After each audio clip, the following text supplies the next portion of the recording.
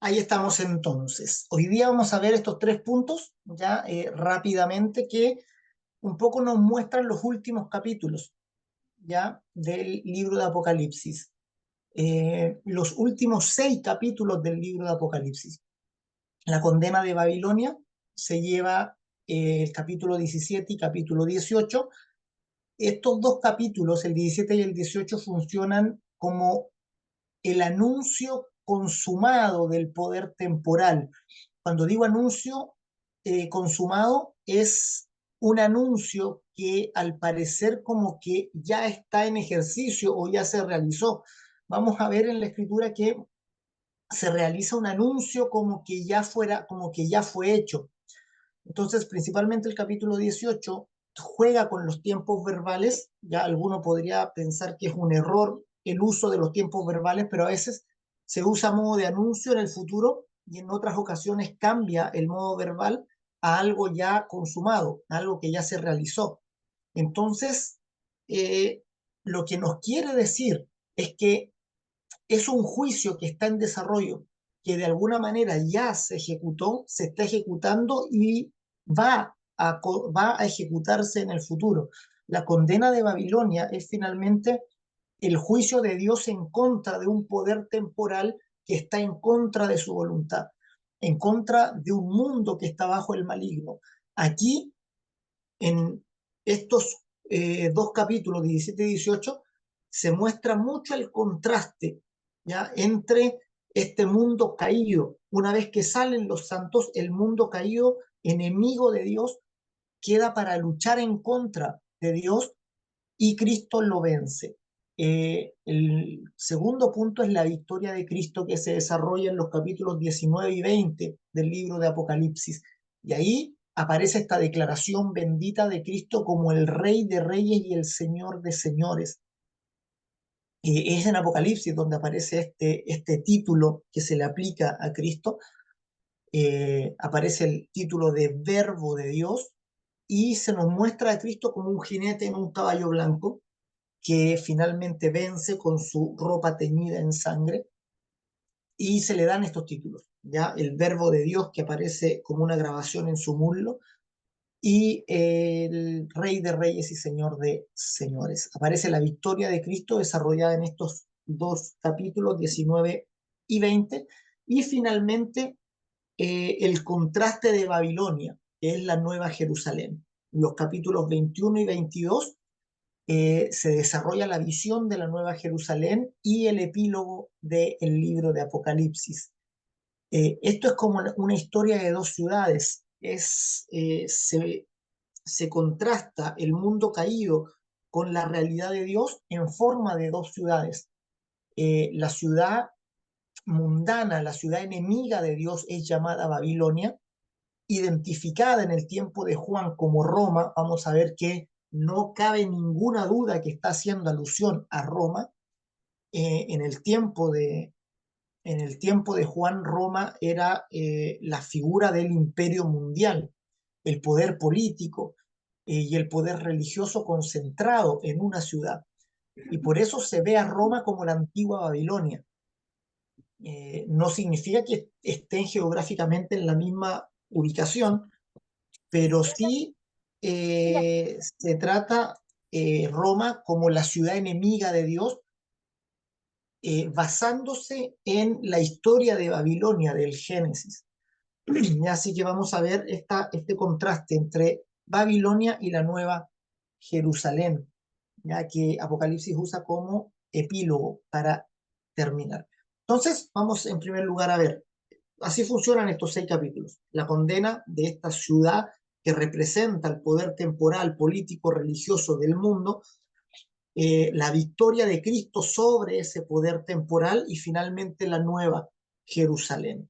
Ya es muy lindo cómo termina el libro de Apocalipsis y cómo termina la escritura, ya con el juicio a este mundo, la venganza por la opresión que este mundo ejerció a los santos, la victoria definitiva de Cristo sobre los enemigos y la apertura de la nueva Jerusalén y de la ciudad eterna para los santos. Entonces es algo que nos produce mucha alegría.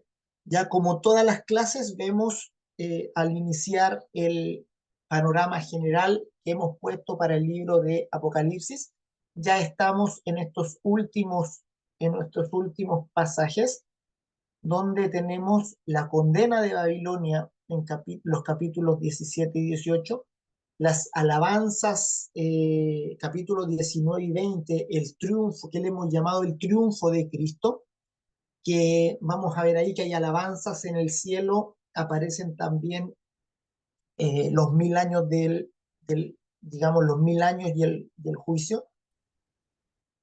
Aparece la visión del Hijo del Hombre también como un jinete en un caballo blanco. Y finalmente la visión de la Nueva Jerusalén en el 21 y en el 22. Ahí también en el 19 y el 20 aparecen las bodas del Cordero. Las bodas del Cordero es la alusión a la reunión de Cristo con su iglesia.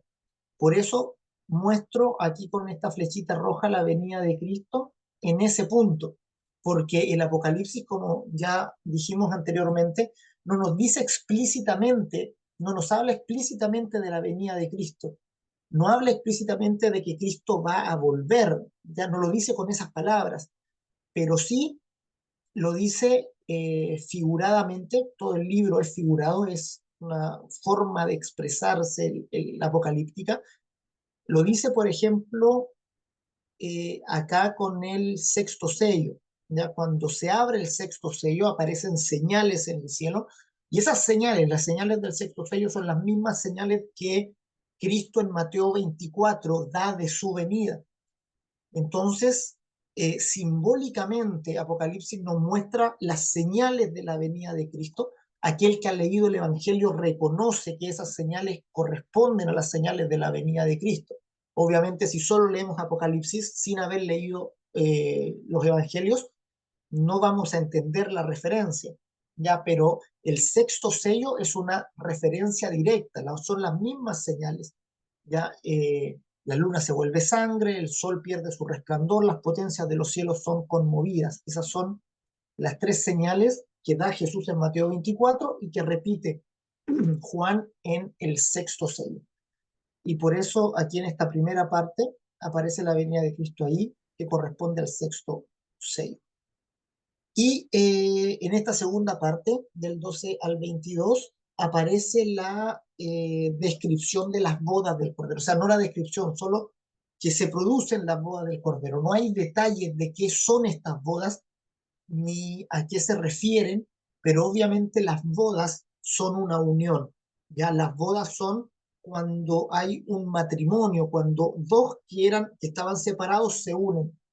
Así que la alusión que aparece aquí en el capítulo 19 de las bodas del Cordero claramente hace alusión a la venida de Cristo y a su encuentro, como dice el apóstol Pablo, a nuestra reunión con Él. Ya todos nosotros tenemos en el futuro esta reunión preciosa con Cristo. Pablo lo dice de esta manera, dice que los muertos en Cristo resucitarán primero y luego nosotros, los que hayamos quedado, seremos transformados para encontrar al Señor en el aire. Seremos arrebatados para encontrarnos con el Señor en el aire y así estaremos siempre con el Señor. Es decir, tanto los que han muerto en Cristo como los que queden, cristianos que queden, van a ser ambos resucitados en un momento para encontrarse con el Señor. Ese encuentro va a ser con cuerpos resucitados. Ese encuentro no va a ser con este cuerpo mortal, por la sencilla razón de que este cuerpo mortal no puede ver la nueva realidad de Cristo. ¿Ya? Este cuerpo mortal no está diseñado para ver la gloria de la resurrección de Jesús. Aquellos que vieron a Jesús resucitado con cuerpos mortales no le reconocieron. ¿Ya? Hay todo un halo de misterio ahí en los evangelios con los relatos de la resurrección, porque cada vez que alguien veía al Señor resucitado no lo reconocía.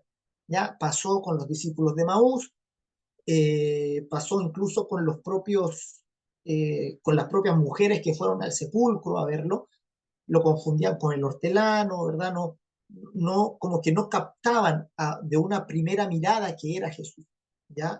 Cuando él les hablaba, o en el caso de los discípulos de Maús, cuando partió el pan, ahí lo reconocían, pero claramente este cuerpo mortal no puede percibir la gloria de Cristo resucitado, Y por eso en su venida, cuando Cristo haga su ingreso a este mundo, ahí se produce la resurrección. La resurrección quiere decir que vamos a ser, digamos, revestidos de un nuevo cuerpo. ¿Ya? La resurrección es la redención del cuerpo. Es decir, dejamos de vivir en este cuerpo de carne, en este cuerpo mortal, para, Pablo habla de ser revestidos de lo inmortal. Entonces, de un cuerpo nuevo, de una nueva habitación. Y en ese nuevo cuerpo nos encontramos con Cristo, ¿ya? Así que en estos últimos 6, del 17 al 22, son los que vamos a mirar el día de hoy. Primero, la condena de Babilonia. Está en dos partes esta sección, el capítulo 17 se divide en dos visiones, ¿ya? La primera, de una prostituta y una bestia escarlata, ¿ya? Esta visión es muy fuerte en cuanto a su contenido. Es una visión muy impactante. Aparece una bestia con 7 cabezas. Aquí es un dibujo, ¿verdad? Antiguo que se realizó de este pasaje. Es una bestia con 7 cabezas y una mujer que está sobre esta bestia. Aquí Apocalipsis está lleno de contrastes y cuando lo miramos con cuidado podemos ver que Juan intencionalmente hace muchos contrastes. En el capítulo 13, cuando lo revisamos, no sé si se acuerdan, pero hablamos de una trinidad satánica.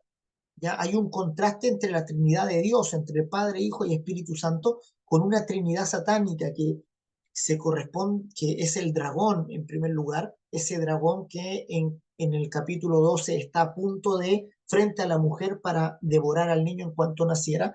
Ese dragón se vale de una primera bestia que sale del mar y de una segunda bestia llamada el falso profeta que sale de la tierra.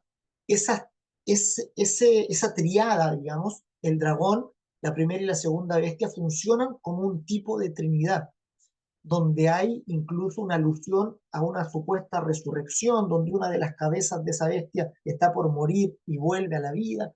Entonces hay todo un contraste entre Dios, entre el mundo de luz y el mundo de tinieblas. Aquí hay un contraste entre dos mujeres. En el capítulo 12 tenemos esta mujer vestida de sol con 2 estrellas en su cabeza, la luna debajo de sus pies, que va a dar a luz a Cristo. Y aquí se nos contrasta con otra mujer. Y esta mujer está sobre la bestia, y esta mujer representa a la ciudad llamada Babilonia. Dice que tiene un título, ya que eh, nos da cuenta de la ciudad de Babilonia. Y fíjense cómo se introduce el 17.1. Vamos a comparar el 17.1 con el 21.9, ¿ya? Porque aquí el contraste también es muy interesante de cómo se introducen las visiones. Estoy abriendo la Biblia ahí. Si alguno tiene la Biblia abierta y pudiera leer el 17.1, no sé si alguno la tiene, se abre el micrófono nomás y lo lee.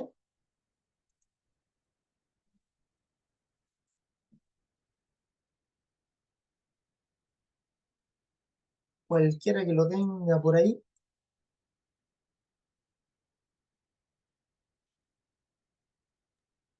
Ya. Dice, vino entonces uno de los 7 ángeles que tenían las 7 copas y habló conmigo diciéndome, ven acá y te mostraré la sentencia contra la gran ramera, la que está sentada sobre muchas aguas. Ya, pongan atención, vino entonces uno de los 7 ángeles que tenían las 7 copas. Ya, eso es, las 7 copas son descritas ahí en el Apocalipsis como el último juicio o como el juicio postrero. Ya, dice, y habló conmigo diciéndome, ven acá y te mostraré la sentencia contra la gran ramera, la que está sentada sobre muchas aguas. Y revisemos ahora el contraste con el 21.9. Jan, si lo puedes leer tú mismo, por favor. 21:9 de Apocalipsis.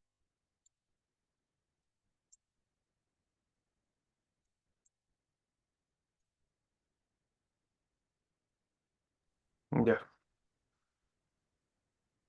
Vino entonces a mí uno de los 7 ángeles que tenían las 7 copas llenas de las 7 plagas postreras, y habló conmigo diciendo, ven acá, yo te mostraré la desposada del Cordero. ¿Se fijan? Es lo mismo. Incluso cuando se comparan estos dos textos en griego llama mucho la atención porque son las mismas palabras. Se repite la misma exacta expresión. Vino entonces a mí uno de los 7 ángeles. Aquí hay una pequeña diferencia. Uno decía, este dice las 7 copas llenas de las 7 plagas postreras. ¿Ya? El otro dice los ángeles que tenían las 7 copas. Simplemente hay como un agregado pequeño. Y habló conmigo y me dijo, ven acá y te mostraré, ya te mostraré. El 17:1 que le está mostrando, la sentencia contra la gran ramera, la que está sentada sobre muchas aguas. Eh, y el 21:9 dice, y te mostraré la desposada, la esposa del Cordero.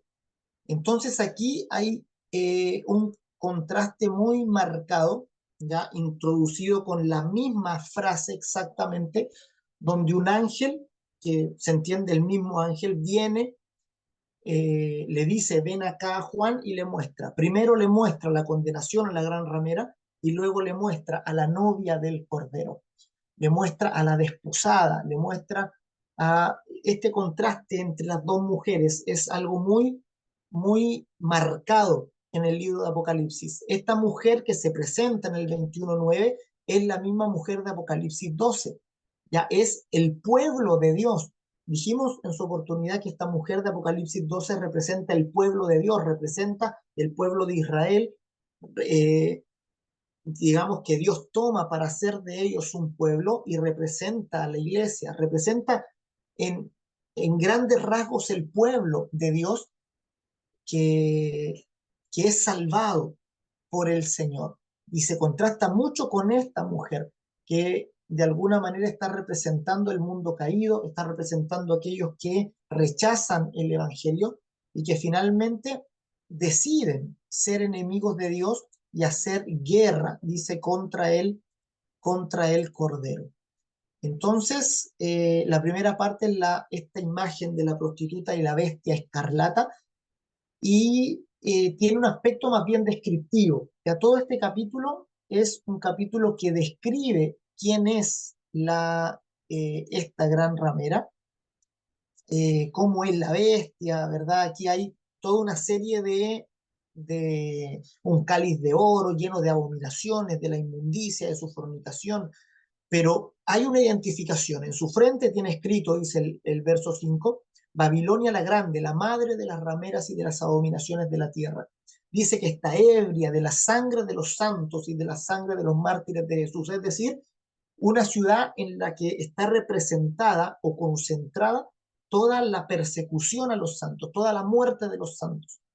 Eh, Obviamente es una representación ya de la ciudad, es algo simbólico y por eso tiene nombre de Babilonia, sí, cuando claramente está haciendo alusión a Roma. Hay una explicación ya ahí en el verso 9 al 11 que es muy parecida a la explicación que se da en el libro de Daniel, que el ángel le da a Daniel sobre los cuernos de la bestia,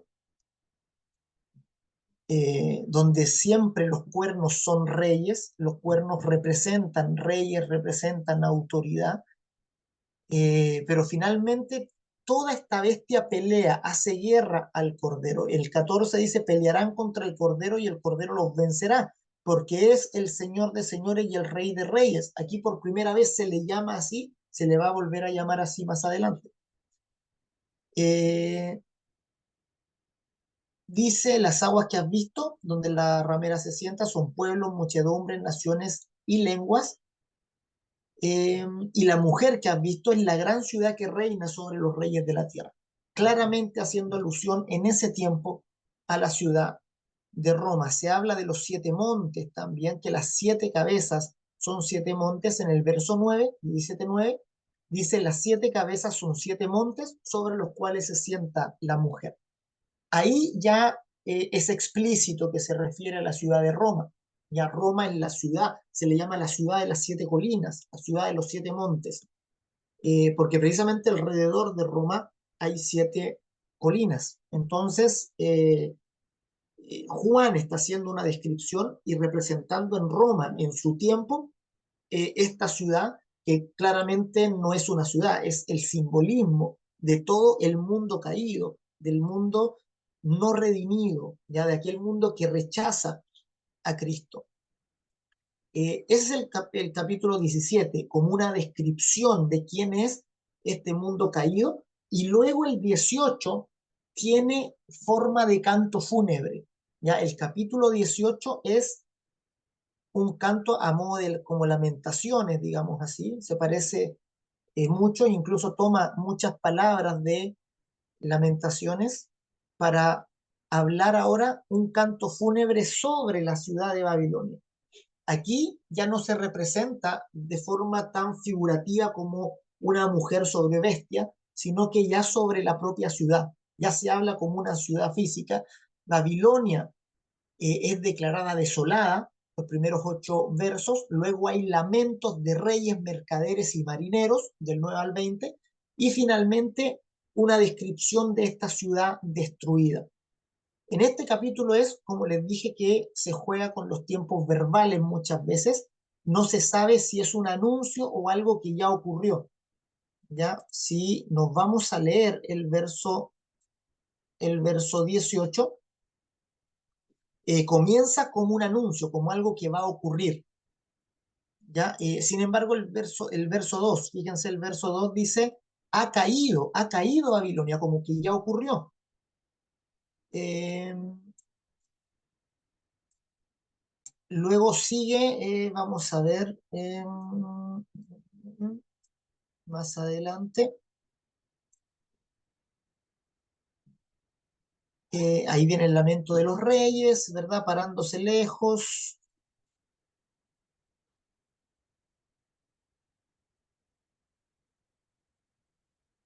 Echan polvo sobre sus cabezas, ven el humo del incendio.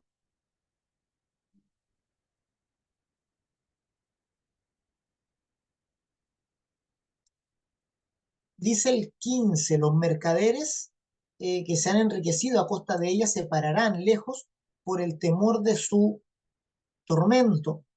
Ya parece que estuviera en el futuro, ya, pero el 11 dice: los mercaderes de la tierra lloran y hacen lamentación sobre ella.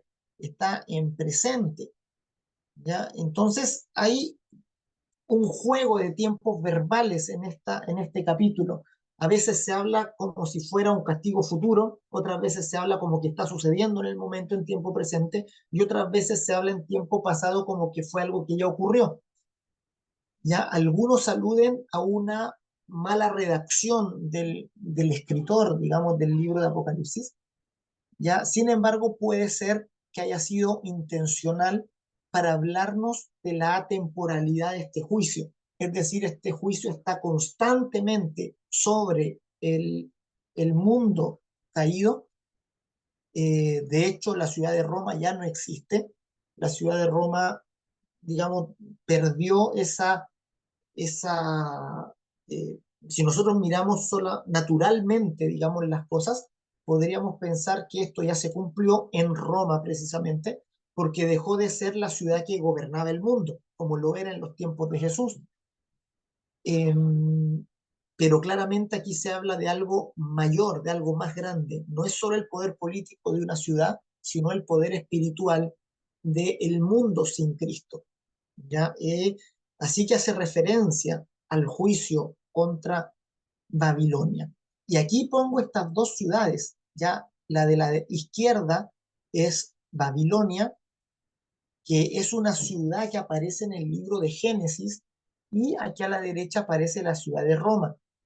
¿Qué, eh, ¿Qué semejanzas tienen estas ciudades? Tendríamos que preguntarnos. Ambas se usan como el icono de la oposición a Dios. de algo que está en contra de Dios, que hace guerra en contra de Dios. La ciudad por excelencia es Babilonia, Babel, aquí parte, digamos, la ciudad de Babilonia en Babel, y finalmente Roma. Ya, Roberto ahí hace una preguntilla, a ver. Ah, sí, sí, o sea, aquí la Iglesia Católica es un tema aparte, ¿ya? O sea, no un tema aparte, sino que la Iglesia, como nosotros entendemos la Iglesia Católica hoy día, fue un poco la facción de la Iglesia digamos, en el siglo III, IV, que se une al imperio. Entonces, de alguna manera, el imperio que es aquí mostrado como una bestia, como aquel que se opone a Dios, de alguna manera, después de perseguir a la iglesia, le mostró su favor a la iglesia. Y la iglesia de alguna manera se une con el imperio. Y este matrimonio entre la iglesia y el imperio duró bastante tiempo y fue lo que conformó la religión que nosotros hoy día conocemos como catolicismo romano, ya que prácticamente fue el cristianismo oficial durante todos los 1000 años de la Edad Media, pero fue un asunto posterior, o sea, cuando Juan escribe el Apocalipsis no hay ninguna unión entre la iglesia y Roma, ¿ya?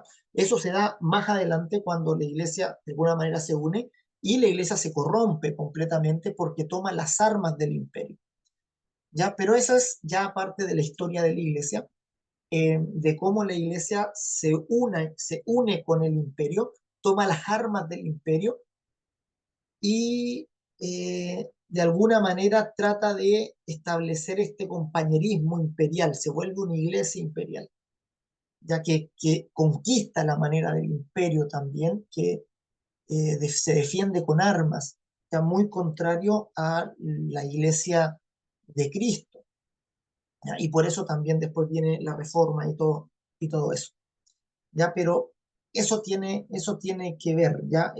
Sin embargo, no hay que cometer el error de asociar o pensar, digamos, que Apocalipsis, el juicio que se está haciendo es contra la Iglesia Católica, ¿ya? Que algunos, yo los he visto, de repente hay alguna interpretación de que muy anticatólica, ya que apunta hacia ese lado, como si la gran ramera con la bestia fueran la Iglesia Católica en sí, ¿ya? No, sería como reducir ya el significado y hacerlo muy estrecho, ¿ya? Porque lo que quiere representar esta gran ramera con la bestia es principalmente a todo el mundo opuesto a Dios, ¿ya? Incluidas todas, digamos, todas las religiones en sí, todo lo que no es de Dios o no está redimido por Cristo, ya que es enemiga de Dios en su mente. No solo la Iglesia Católica, ya, sino que el mundo en general. Eh, Así que hay que tener cuidado con esas interpretaciones que de repente apuntan como solo a un grupo, que, que obviamente tienen algunos intereses, pero hay que tratar de verlo en su contexto. De aquí Juan no está pensando en un grupo religioso, sino que está pensando en el poder temporal completo, que es el que les está persiguiendo. Ya, pero muy buena tu pregunta ahí, Roberto. Babel y Roma. Babel es la ciudad que se opone a Dios porque quiere tomar la iniciativa para acercarse a Dios. Ya, Babel, si ustedes se recuerdan en el libro de Génesis, es la ciudad que quiso alcanzar a Dios. No es un mal deseo.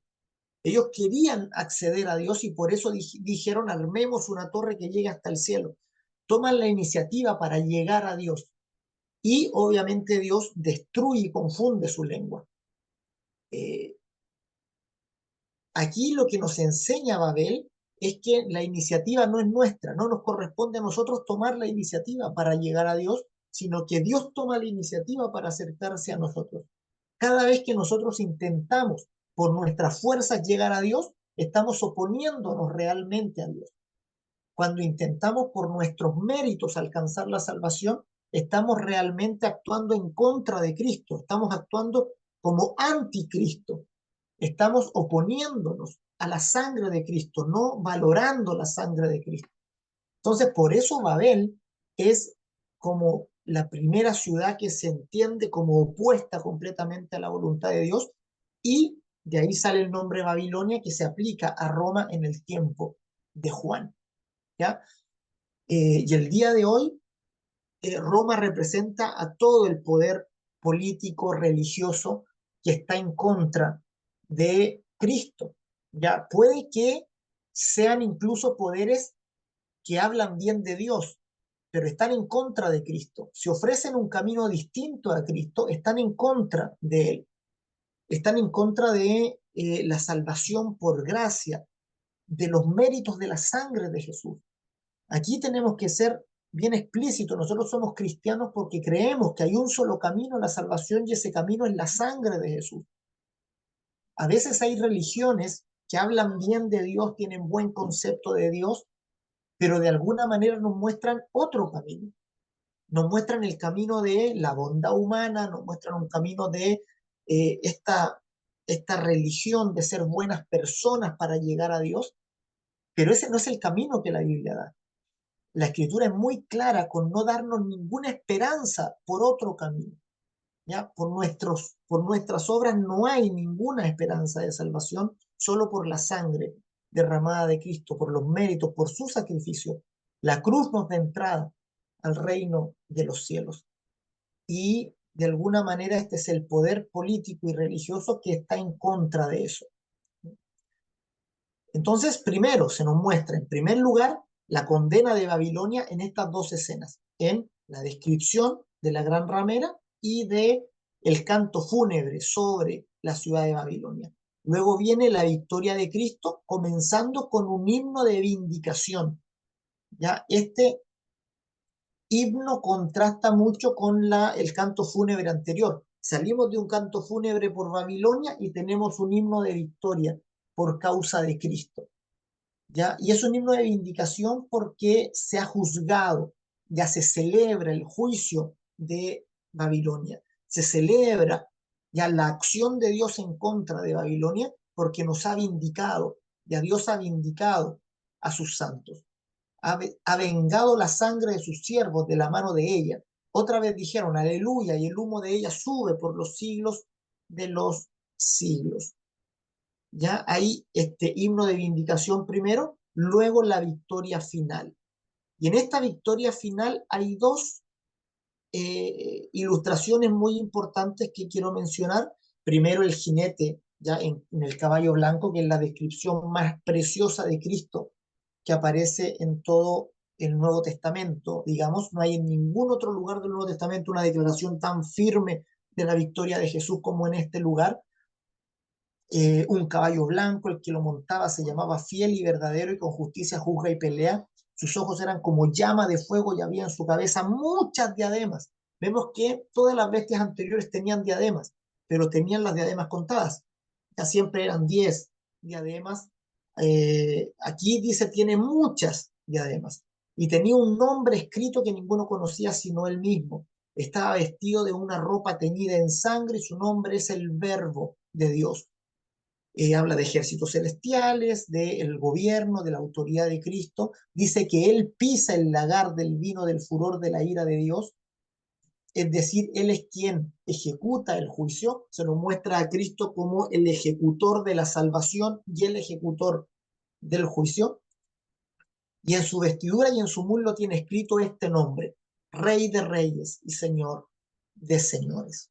Ya se había dado este título antes, anunciando que Cristo los vencerá porque es Rey de Reyes y Señor de Señores. Aquí se le da el título oficialmente. El otro rasgo que sobresale en este pasaje es el del lago de fuego, que nos muestra el estado final para los incrédulos. Ya se habla de la bestia que fue apresada, el falso profeta también, y fueron lanzados vivos dentro de un lago de fuego que arde con azufre.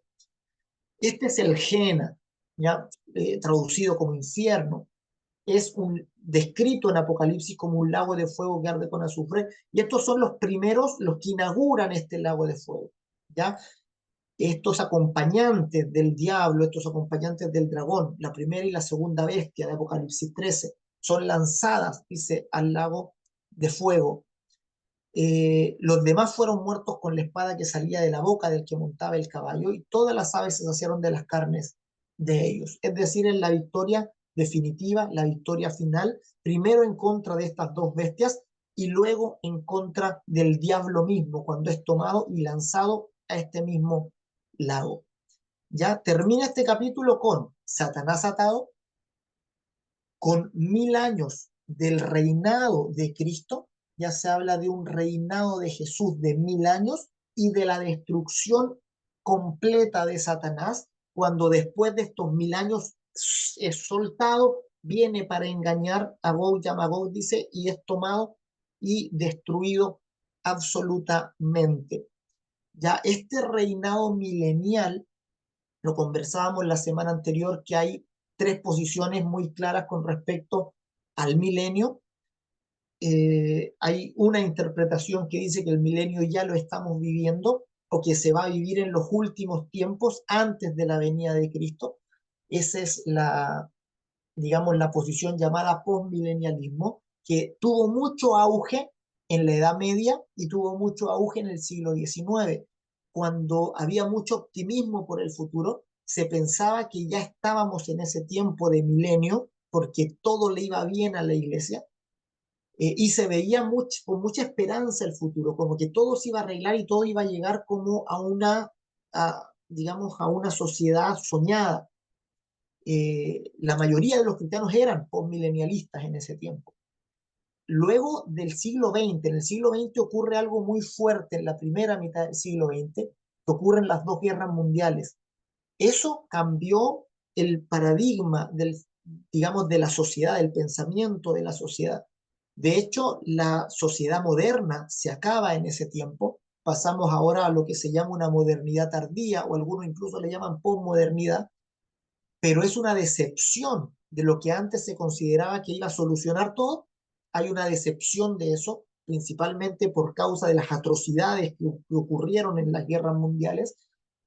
Eh, entonces hay esta decepción, un pesimismo, que hoy día reina un pesimismo con respecto al futuro. Hoy día la mayoría de las personas no piensa que el futuro va a ser una cosa como ideal, sino que más bien se piensa en un futuro distópico. Y eso hace que haya muy pocos postmilenialistas hoy día.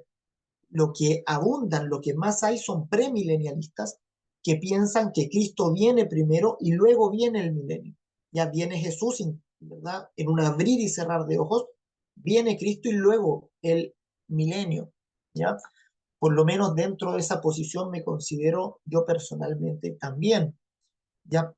Pero no tanto por la causa del pesimismo o del optimismo, sino porque pienso que la iglesia espera a Cristo, que la iglesia no espera un milenio, la iglesia espera a Cristo.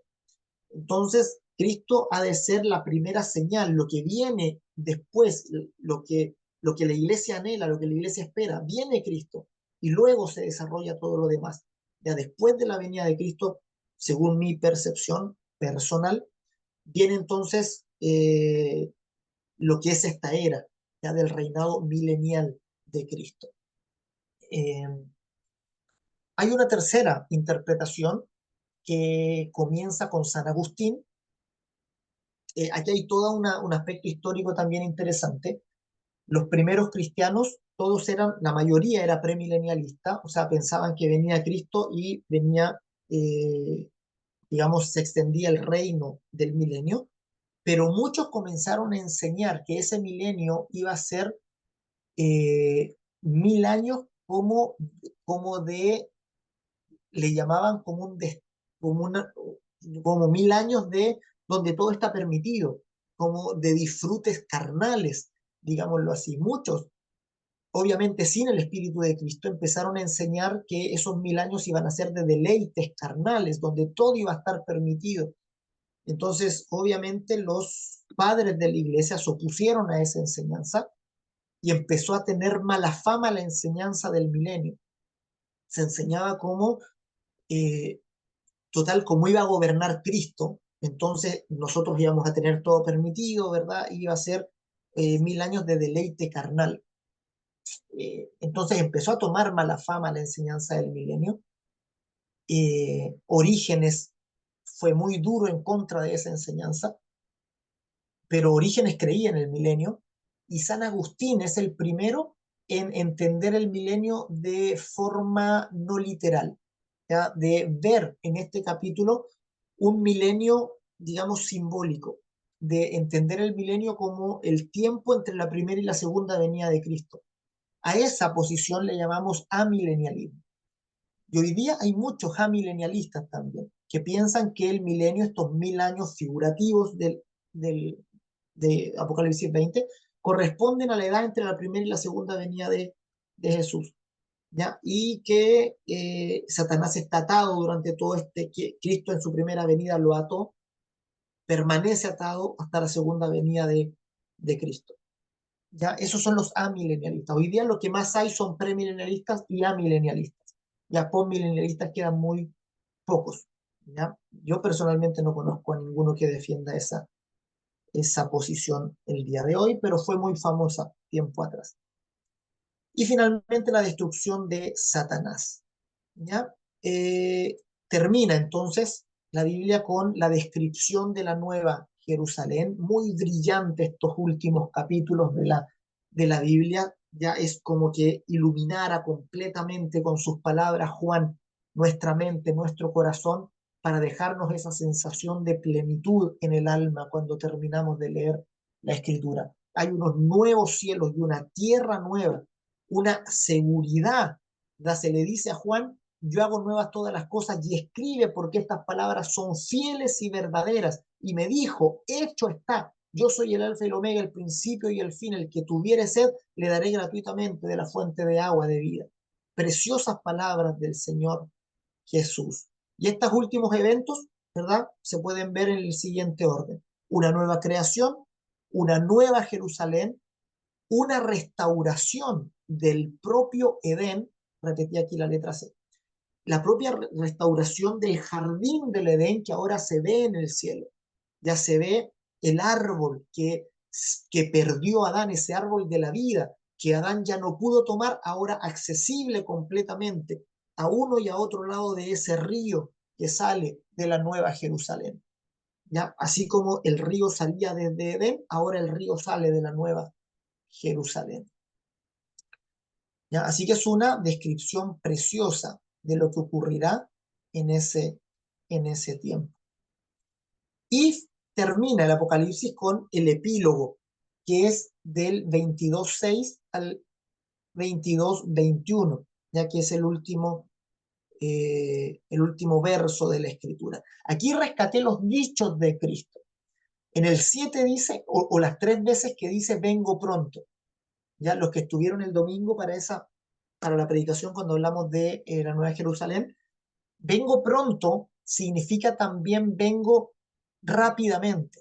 Ya vengo en un abrir y cerrar de ojos, vengo en un momento. Y 3 veces aparece esa expresión. En el 7, he aquí vengo pronto, bienaventurado el que guarda la palabra de la profecía de este libro.